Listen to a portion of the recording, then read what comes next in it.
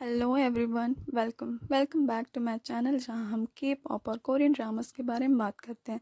Actually हम Korean drama पूरा explain तो नहीं करते, पर थोड़ा कैरेक्टर एनालिसिस एंड ड्रामास के बारे में थोड़ा पिचिंग करते हैं। So let's start the drama.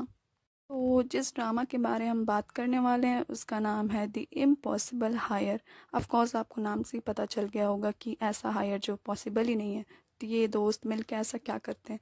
तो हाँ, ये स्टोरी है दो बेस्ट फ्रेंड की, जो कि दोस्ती इसलिए बनते ताकि एक दूसरे से अपना मतलब निकाल सकें। मतलब एक को बनना होता है अपने पापा, मतलब नाजायज़ बेटा रहता है अपने पापा का, वो बहुत बड़े डायरेक्टर का, तो उस कंपनी का सीईओ, और दूसरा उसका चेला बन के रह जाएगा।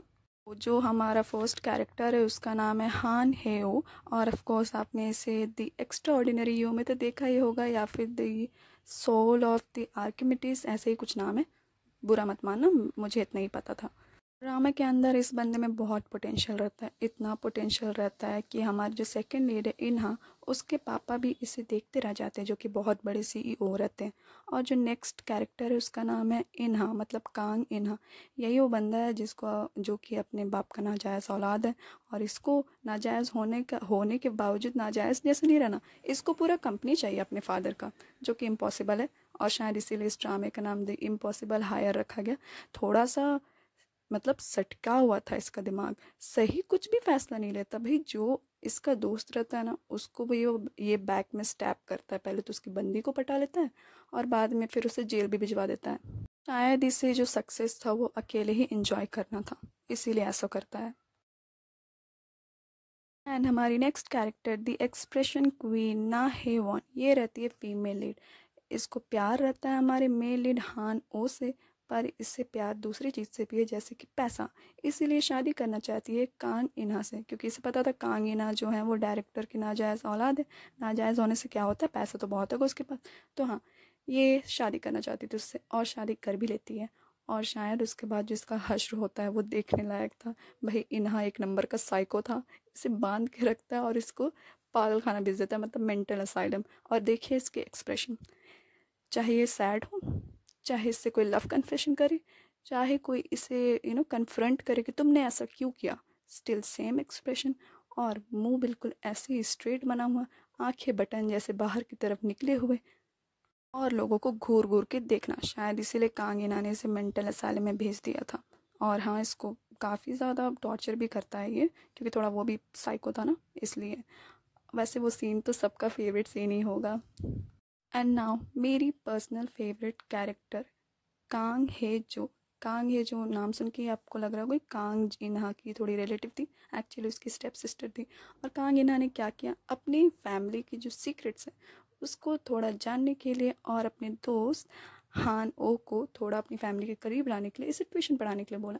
और ट्यूशन पढ़ते पढ़ते ये उसके प्यार में पड़ गई, क्योंकि आपको पता ही वो मेन लीड था। मेन लीड तो करिश्मेटिक होता ही है, हर कोई उस पर मरता है, तो ये कैसे नहीं मरती। और ये इतनी खुशमिजाज लड़की उसके प्यार में पड़ने के बाद कुछ इस तरह से डिप्रेस हो जाती है, मतलब लिटरली इसकी लाइफ उजड़ जाती है। भाई इसका दुख, भाई इन तीन दोस्तों के बीच ये पढ़ के ना, इसका तो लाइफ ही ख़राब हो जाता है। ये अपने स्टेप ब्रदर को समझाते समझाते थक जाती है कि भाई मत कर उस बंदी से शादी, तेरे से नहीं पैसे से प्यार करती है। ये अपने हीरो, आपको हम सबके हीरो को समझाते परेशान हो जाती है कि वो तुमसे प्यार नहीं करती, पर कोई सुनेगा इसका, कोई नहीं। और एंड में अकेले पड़ जाती है और रोती रहती है। हाँ, एंड आते आते थोड़ा तो कांगो को इसकी तरफ अट्रैक्शन होता है, मे बी थोड़ा साइड स्टोरी दिखाता और इनका भी लव स्टोरी दिखाता तो मज़ा आ जाता। और ड्रामा में इसका स्क्रीन टाइम बहुत ही कम है, आप देख सकते हो इतनी अच्छी एक्ट करती है, स्टिल इसका स्क्रीन टाइम कम है।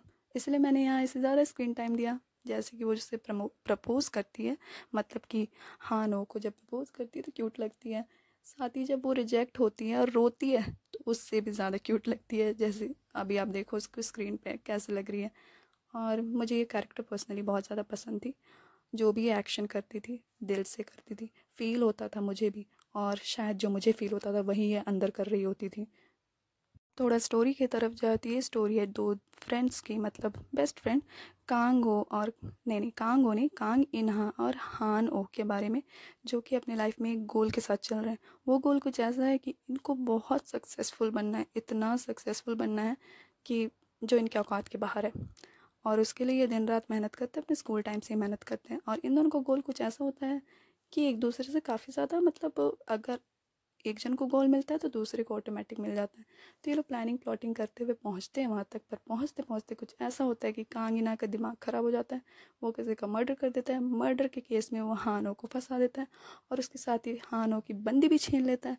और बंदी छीनने के बाद बोलता है कि तुम्हें क्या लग रहा था, तुम मुझे बेवकूफ़ बना रही थी, मुझे पता था तुम मेरे साथ पैसे के लिए थी।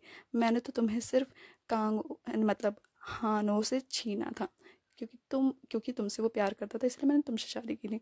कुछ ऐसे करके वो अपना थोड़ा इविलनेस दिखाने की कोशिश करता है, बट मुझे उतना इविल लगता भी नहीं था वो वहाँ पे। धीरे करते करते मतलब धीरे धीरे 12 एपिसोड आते आते ये सारा जितना भी भसड़ इन्होंने मचाया था उसको समेटते हैं। और समेटते समेटते द इम्पॉसिबल हायर मिल जाता है इनको। और वो कौन होता है? हान एओ। मतलब वो बन जाता है उस बड़ी सी कंपनी का हायर। और फिक्र मत करो, ये जो फीमेल लीड है ना, वो उसकी बंदी नहीं बनती है। सो अच्छी बात है। और हाँ, कांगीना को जेल भेज दिया जाता है।